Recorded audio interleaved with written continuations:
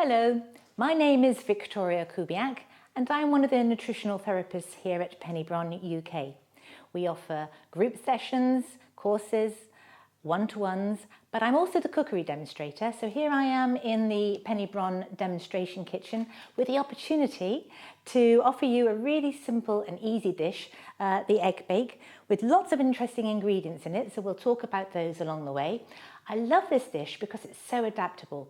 Brilliant for brunches, lunches, suppers.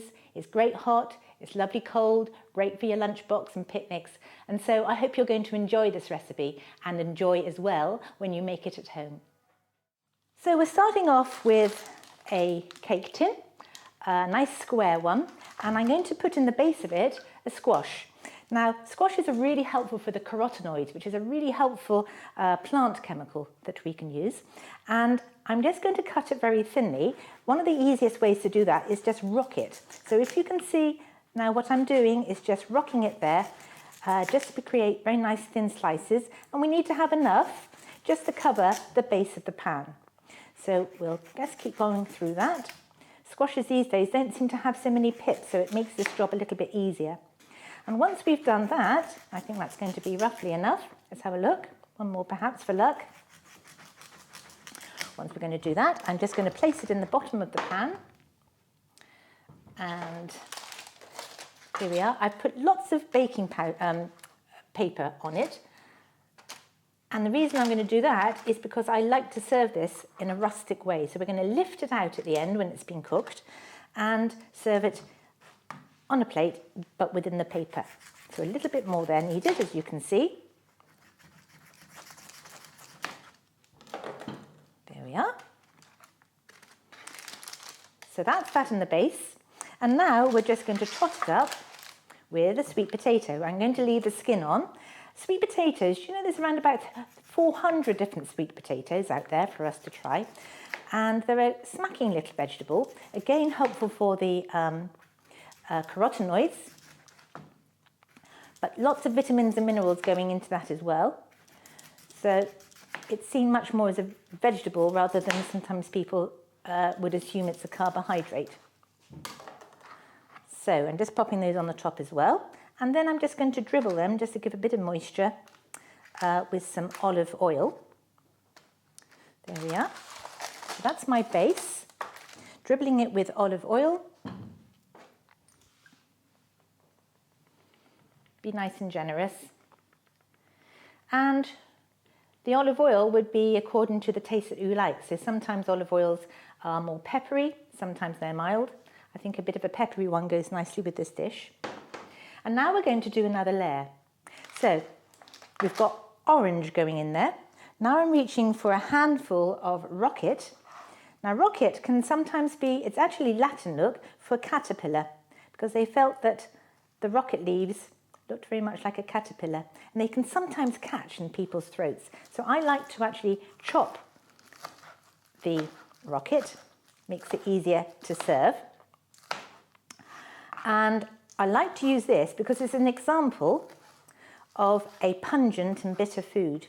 And if we have regular pungent and bitter foods within our diet, it actually is really helpful for our digestive system. So I'm just going to sprinkle that on the top there. Maybe a little bit more, let's be generous. I'm going to use all of it up, why not? Here we go. Do you know, rocket isn't quite as pungent as it used to be. In the medieval years, it was actually banned from monasteries because they didn't think monks should experience anything quite so pungent. So I think times have moved on since then. So I've got that as a base, and then I'm going to top it up with a herb. As much as we can embrace herbs and spices, the better it is. So I'm reaching for some basil here. Latin for basil is basilica because the Romans thought it was so godly in its digestive issues. So we're just going to pop the leaves on the top. The other thing about basil, of course, is it has that wonderful, wonderful aroma. Now that aroma gives me a smile, and actually that aroma gives a forefront to the brain of a feel-good factor, and that helps to support your immune system. So of course, food isn't just about its nutritional compounds, it's the mind, body, spirit that goes behind it, which makes it such an important aspect in our lives. So merrily chopping up, I'm putting in the basil here. Lovely aroma coming up. It's like a really cheap holiday to Italy. Okay, so we put that on there. And now I'm wanting to add a little bit of extra fibre and minerals. And so I'm gone for chickpeas, but if you wanted to use any other beans, you could do. The Latin for chickpeas is ram's head, because, I don't know whether you can see in that little camera, they thought it looked actually like a ram's head. So we'll sprinkle that on. And they can sometimes go a little bit too crispy. So I'm going to add a lid onto this one, which is going to be a courgette in a minute. So let's add that in. And I'm also taking the opportunity to sprinkle in some orange peppers, orange or red peppers, or actually if you wanted to have green peppers often really a better digested cooked, so this would be a good example if you wish to do so. And actually for something when you slice it, which is quite hollow, it's one of the nutrient dense foods that we can eat. So there we go, there goes the pepper. Now I'm just topping it up with a courgette, just so that that can act as a lid when we put on the eggs. So nicely chopped up there.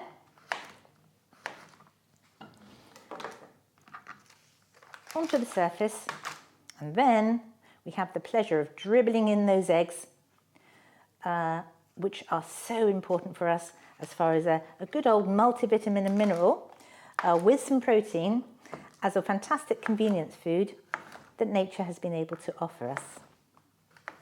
Okay, so I'm sorry I'm chopping, aren't I? So I'm looking down quite a lot, but there we are.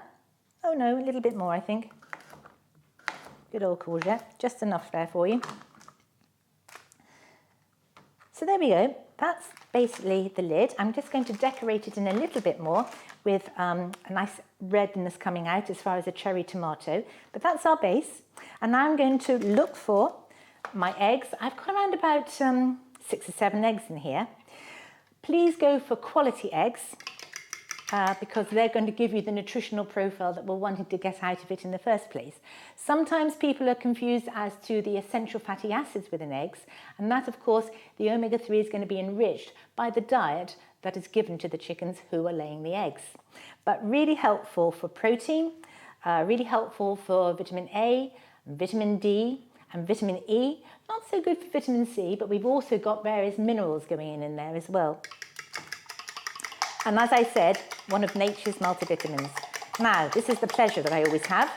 I go for my herbs and spices, if I bring that through there, and I can tot it up very much so, understanding that the herbs and spices are so helpful not only for their flavour, but also understanding the antibacterial, antiviral qualities that they have as well, and they're particularly helpful, of course, if they're culinary, to be of a digestive aid as well. So my recipe out there, I think, says a teaspoon of things, but I just like to carry on and have fun with it. So I'm just going to push that to one side, bring it here for the camera to see. So I'm putting in some cumin seeds. You could use ground cumin if you wanted. And fennel seeds. Cumin, caraway and fennel seeds happen to be really helpful dispelling wind. So if you are feeling a bit bloaty or windy, then cumin, caraway and fennel seeds, when you're cooking beans or anything like that, can be particularly beneficial. I'm going to add in some turmeric for its anti-inflammatory properties. Good research behind turmeric and cancer. And I'm going to tot it up with some paprika, which can be particularly helpful to support your digestive enzymes, the pancreatic enzymes, to help you with your digestion. Paprika and chili do a very similar thing. Chili obviously does it in a little bit of a gung-ho way, and the paprika still there, but in a bit more of a cuddly, softer way for you. So it depends where you are as far as the vibrance of your digestion. I'm going to add in some thyme. Did you know that Florence Nightingale used to regularly spray her wards with thyme oil because of its antibacterial qualities? And it's a lovely super herb to be able to smell and enjoy in the garden. Tot it up with some black pepper, Black pepper has a compound called piperine in it. And piperine not only helps with the uptake of turmeric, but also of many other nutrients as well. I'm going to push that all together. Smells lovely. There we are. And then we're just going to pour it on top. But I just want to have a little sort of slight saltiness to the dish. So I'm going to suggest we use some tamari soy sauce. So the tamari is fermented for around about 3 years. It's a really good quality soy sauce. And it happens to be wheat-free, which may be useful for some people. So you might see a little egg just left there on its own, and I'll tell you about that just in a second. I've now beaten it up and just take the opportunity to pour it through the layers that you've created within the tin. Now, because we've put in the turmeric and the other herbs and spices along the way, the yellow is quite dark. So what I tend to do, and only for visual purposes, so it's only an idea for you, is I tend to hold one egg back and then blend it up in itself, just to lighten up the top. So just a tip, doesn't need to be done. I think I've just got into the habit of doing so. There we are. Squeeze the sound going on there. Give it a little bit of lightness over the top. And then I just wanted to put in some tomatoes just to brighten it up a little bit when it's baked up. There we are. So on go the tomatoes in the little gaps. So lovely as far as vitamin C is concerned, but because we're going to cook these tomatoes, then the lycopene, the antioxidant, which we're so interested in, becomes more readily available to us. I always think tomatoes are amazing. They've got around about 500 different compounds which are of benefit to man. And I'm just going to sprinkle over the top with some chia seeds, or it could be some black sesame seeds or poppy seeds. I think the little black specks rather attractive. So in they go, again adding in vitamins, minerals, and an element of protein. There we are, all ready and done. And we're going to pop that into the oven for around about 200 degrees. And again, depending on your oven, probably 20-25 minutes. It'll rise a little bit and then we'll be able to serve it. I've actually got one in the oven just coming out, so I'm going to swap them over for you. So over to the oven, into the hot oven. Here we go.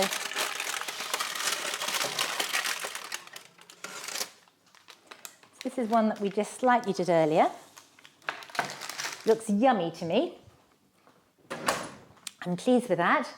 So again, a lovely way of serving this is to take your plate, a little bit of decor. We've got some mint, which we can always add into the meal. We've got some rosemary and a little bit of marigold there. Don't forget, if you sometimes take the little petals from the marigold, put it into salads, lovely taste, quite peppery and completely edible. Lifting it up. There we are. Put it on the side. And I think that would act as a lovely al fresco idea for the summer to follow. I hope you enjoy and have fun with it at home.